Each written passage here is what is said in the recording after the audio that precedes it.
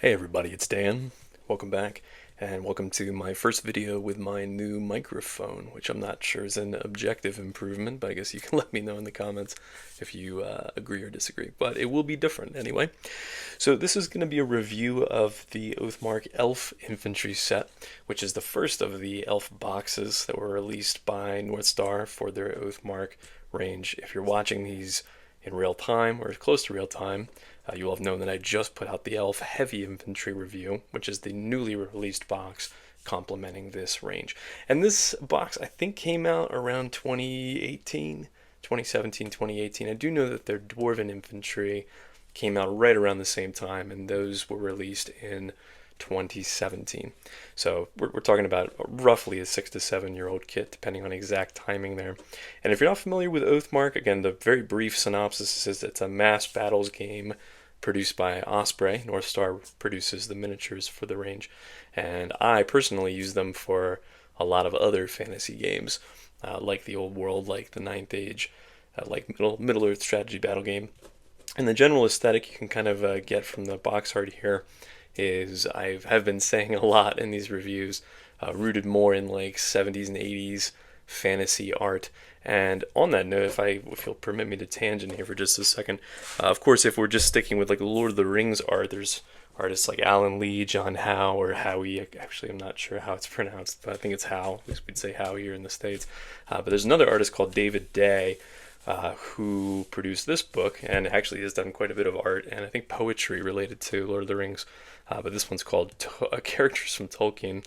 And I guess just for the sake of fair use, let me just say this is a really cool book. It's structured like a bestiary, or it's done alphabetically anyway. And while he's not my favorite artist, you can see like the kind of the vibe. This was produced in I think 1979, but that it is very different from like some of the fantasy art you would get from, for example, World of Warcraft, more modern fantasy. So like his approach to especially like beasts and stuff is not my favorite, but it's a very cool and stylized approach, and it gives you kind of a sense of what I'm talking about when I'm talking about this like 70s and 80s fantasy art vibe.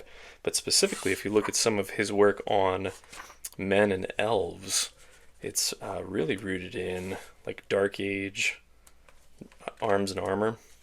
Like here, for example, this is a section on the elves, and you can see that that looks like a Norman, right, with some cool design work on his cloak there. But that's how he designed elves. Right, and there's some more elves here. And then likewise, if we flip kind of to the back of the book, lots of color art in here too. If this is something you wanted to pick up, this is a cool thing to add to your collection. And I think pretty reasonably priced, if I remember correctly. But if we skip to the back, the section on the Noldor, again talking about elves, you can see that he also has some like Byzantine influences. Like here, this is a section on the Noldor, again talking about like older elves. So whether or not this is your particular interpretation of elves, again, I know Peter Jackson's Lord of the Rings has had a heavy influence on what like modern interpretations are. This is kind of what I grew up with anyway, and so I really dig this style and aesthetic. So anyway, I think I bring that up for sake of comparison, because I think that's sort of the vibe that the designers at North Star were going for with the elf range in particular, some of this earlier style fantasy art. And if we flip the box over, you can see some completed examples of the figure on the back here, one kind of blown out example of the various bits that are going to come inside of this, and a little brief blurb over here on the kit itself. So I've mentioned too in all of these reviews that Oathmark is cool, one, because it's very consistent in the way that these sets are laid out, in that there's like light, medium, and heavy versions of infantry, and the bits breakdown between all of those kits are pretty consistent, and we'll get to that in just a second, but also because they're so interchangeable from a kit bashing standpoint. So I really have been enjoying this range for a lot of reasons, and was excited to get this one from North Star to review. So with all of these reviews, I've been taking the bits out ahead of time, or at least all the contents of the box ahead of time. Again, 30 miniatures in this kit. They do come with these Renaja flat bases, 30 of these.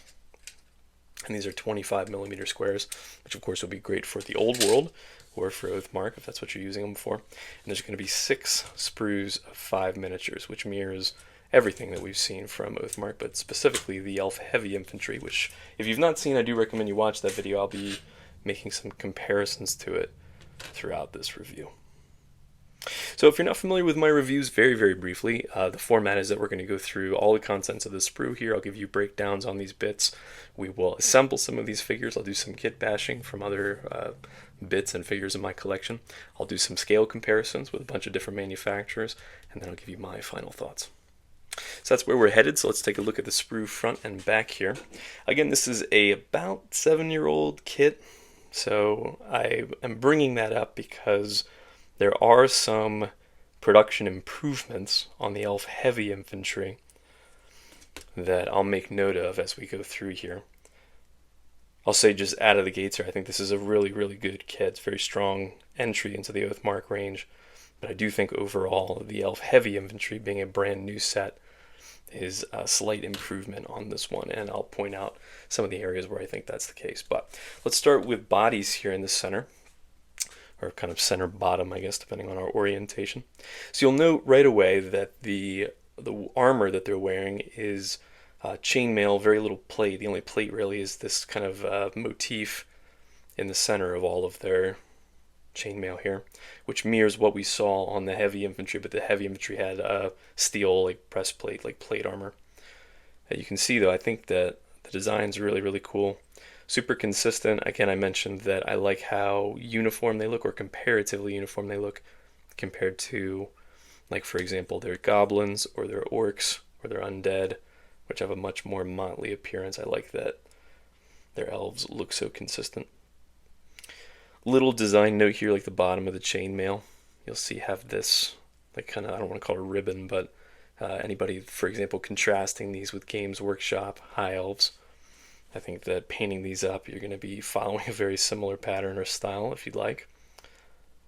And then, yeah, that front, again, I mentioned some production differences. Like, if you'll note, the chainmail in some of the places is a little bit shallow. But again, this is one of their oldest plastic kits, and they've come a ways since then. But I think it's going to paint up just fine.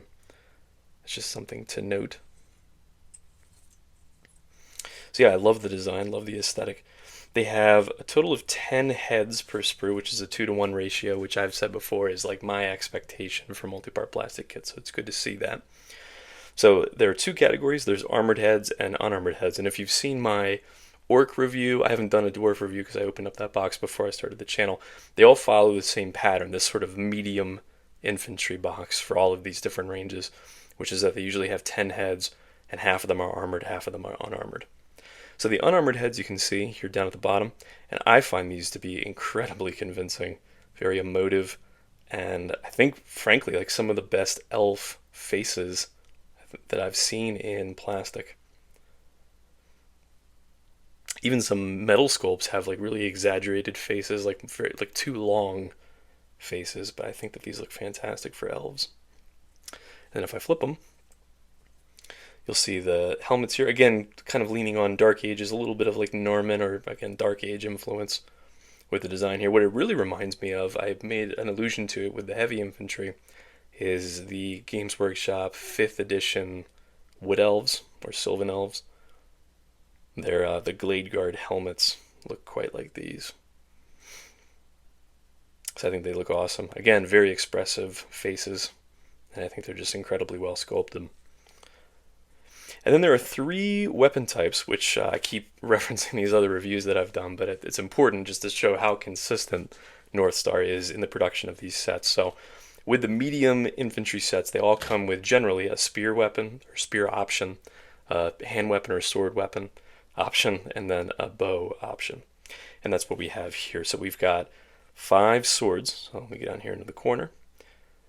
And one thing to note, again, in juxtaposing with the Heavy Infantry, is that the sword design changed for their elves. So this, you can see, is more of a standard, almost like arming sword style. It looks more human to me, whereas I think the design of the swords on the Heavy Infantry is stronger. It gives it much more of an elven flair, I think.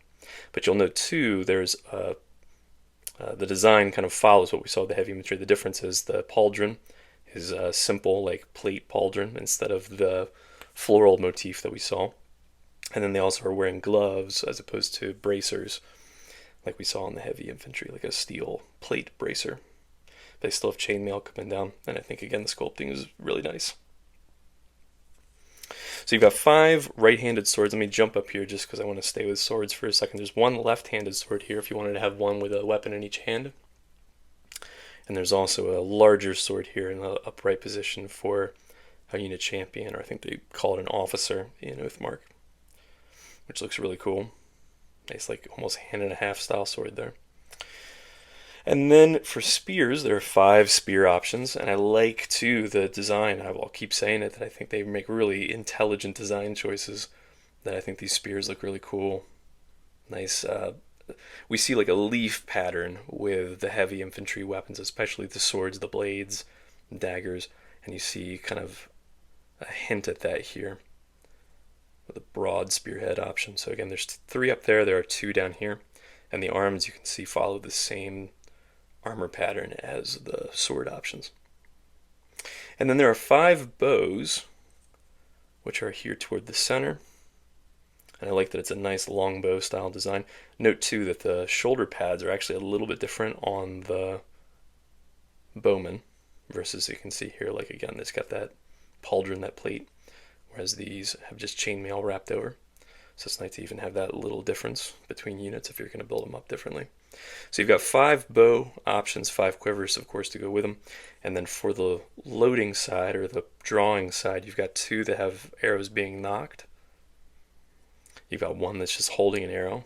Maybe it's just pulled it out of the quiver. And you've got 2 that are drawing or loosing arrows. So again, 5 and 5 for the 5 bows. And then in terms of accessories, we've got 5 shields here in the center, and you can see, I made mention of it in the heavy infantry review, that the design is slightly different. This is a nice elongated semi-kite shield design, mirroring again like 5th edition elves, high elves or wood elves. But I like that there's slight differences here between all these different shields in terms of where these cutouts are. I like that the backs of the shields are all sculpted, and I like that this is a slightly different design than, as I just mentioned, what we saw on the heavy infantry, which have none of these cutouts, and they have little like metal bits on the outside to give them a slightly heavier appearance.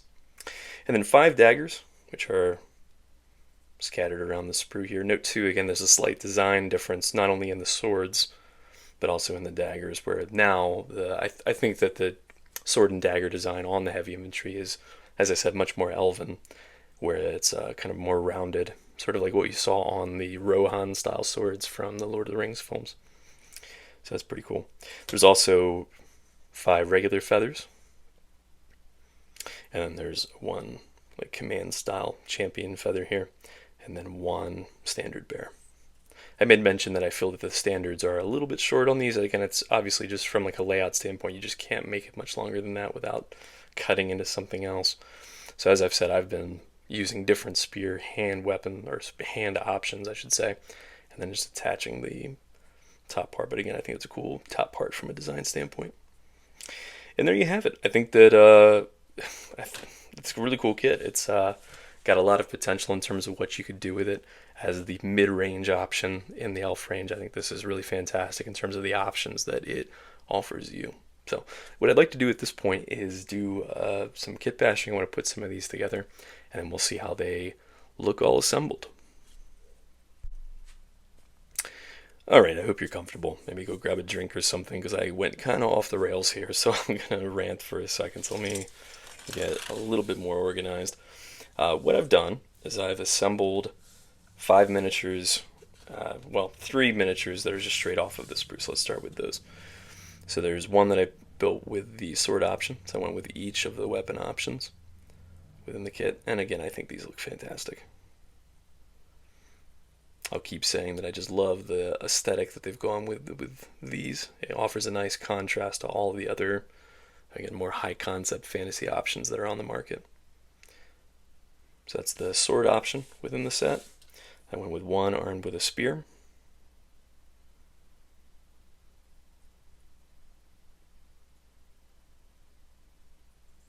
And then I went with one armed with a bow here. I went with the unarmored head option on this one. One other thing to note, I didn't actually even realize it until I was assembling these, but that, if it bothers you, it doesn't bother me, there are no swords in scabbards in this one like we saw in the heavy infantry. There are daggers, and the only time that I think that becomes kind of awkward is if you have a model armed with a sword, that you can't have an empty scabbard at his side, cut the top off. Now, that is a strong argument for why I think if you're doing this, I'm very fortunate that North Star sent multiple of these boxes to me to look at with you guys, is I think that's exactly how you should do it, is you should pick up a box of the heavy infantry and a box of the medium infantry, and then if you like, you can take the sword scabbards from that, add it onto these guys if you're building up some swordsmen. And what that would also allow you to do is what I've done here on some of these figures, which is use some of the weapon options from the heavy infantry and put them onto the medium infantry. So here's one such example. So this is a body from the medium infantry, or just infantry is what it's called, but so you can see here that the axe and the left arm, as well as the head and the shield, are all from the heavy infantry set. And I really dig this look, not only because it gives you some different options, like axes, for example, which only come in the heavy infantry, not in the medium, but I also like this floral pauldron style that, again, only come in the heavy infantry set. Again, going back to like looking slightly more like Byzantine, maybe slightly more Eastern influences, it gives them a stronger elven identity, I think. So there you go. So there's one built up with some heavy infantry bits. Same thing here, where again this is a body from the elf infantry set, but using a head and the two-handed weapon option, or one of the two-handed weapon option, from the heavy infantry set. And just, again, just for the sake of side-by-side comparison, here you can see they scale up perfectly. I think they would even blend together nicely in a unit if you wanted, like some with plate armor and some without. You can see that from like the skirt section, certainly, the male skirt. But overall, like the height is exactly the same, if I can get a grip of these figures. But I think they would blend together really, really well in a unit if that's something that you wanted to do. And then I also took some of these bits I've mentioned before in that heavy infantry review that I've done the opposite, which is you can take the bits from this set and they blend together with the heavy infantry very well. So again, we got a couple examples of that here, like a heavy bowman, heavy spearman. But I also had some bodies left over from the human light infantry review, and there's also a elf light infantry, and we'll take a look at that kit down the road. But I just had some bodies handy, so I wanted to show you, talking about interchangeability of bits between all of these different sets, that even the human, I think, bodies blend in well with the elf bits. It's against some kind of like Glade Guard looking figure there. And one more note just about the sword differences. This is a heavy infantry body, and all the bits are as well, but again, contrasting it with the sword from just the regular infantry set, you can see the slight difference in design. So again, back to my point that if you wanted to, picking up a box of the heavy infantry and the medium infantry, if you wanted to make swordsmen, you could take the sword arms and the shields, if you wanted to, from the heavy infantry set, use it on the medium infantry, and then use all the two-handed weapons on the heavy infantry. But that's up to you. Just giving some thoughts. And then finally, this was actually a suggestion somebody made in the comments of the heavy infantry, of wondering how some of these heads from different manufacturers might scale up here. This is a Victrix Greek head, and I think a Victrix shield, if I'm not mistaken. The body is the medium infantry, the arms are from the heavy infantry, making some kind of Targaryen for, or I guess maybe Unsullied, I don't know, for Game of Thrones. So anyway, that's the cool thing about the design, because they're leaning on that kind of Dark Age influence. It gives you a lot of options if you want to go with a different direction than just making them elves. So anyway, enough of that. Let's see how these scale up. I'm going to bring some other models in from different manufacturers, and we'll see how tall these are. Alright, here we go. So this is my now standard setup, where you can see all the primed miniatures are from a variety of manufacturers, and then the unprimed miniatures are the ones that we just took a look at in the assembly phase. So I've made a note of the different manufacturers down on the base, and you can see the bases are all the exact same height. So the only real difference is going to be if a miniature is standing on a puddle base or not. This should give you a good idea of how these are going to scale up with a lot of the major manufacturers that are out there.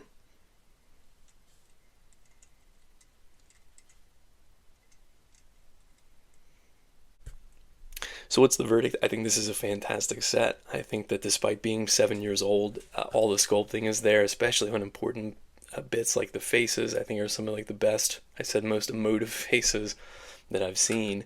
And I think that as we've seen with the other like medium infantry sets from Oathmark, I love that it gives you so much options and variety from an army building standpoint. Like for example, like I'm planning on building up the rest of these as Sea Guard for the old world or maybe the Ninth Age, because there's archer and spear bits in here, so I can just throw a quiver on the back of these guys, arm some of them with bows, and there you go. Now it's Sea Guard. So I think I made a pitch kind of at the end of the heavy infantry review, and I'll make the same one here, which is that I happen to love the aesthetic they've gone with here. But even if it's not your favorite, the price point on these is the cheapest multi-part plastic elf models on the market. And you can see, I think the sculpting is great, even if the kind of, again, Dark Age inspired design is not necessarily for you. I think these are really great figures. And for $33 US for 30 miniatures, again, that's the price point I see from most distributors out there. I strongly recommend you pick up a box of these guys just to see how you enjoy putting them together, even if just to harvest some bits for other miniatures in your collection, see how they scale up with some of the other miniatures in your collection. I think the price point makes a very convincing argument to just give it a whirl, because I believe these are some of the best figures on the market, and I think, again, for the price, it's pretty hard to beat. Again, in the comments on the heavy infantry, we've been making some back and forth considerations on things like picking up 2 boxes of heavy infantry, 1 box of these, and all of the different combination of bits you can come up with. Like, if you did that, you'd have a big unit of Sea Guard, you'd have like some heavy archers, you could have 24 White Lions, 24 Sword Masters. Again, this is all from like a Warhammer centric perspective, but that's more my point, is that you don't have to pick these up just to use them for Oathmark. I don't play Oathmark, but I have tons of Oathmark figures in my collection just because of how much utility they offer in terms of kit bashing and how affordable they are. And I believe how fantastic they look. So anyway, enough rambling. I've got some more review content coming up here soon. As ever, I appreciate you dropping by for this one. And until next time, happy gaming.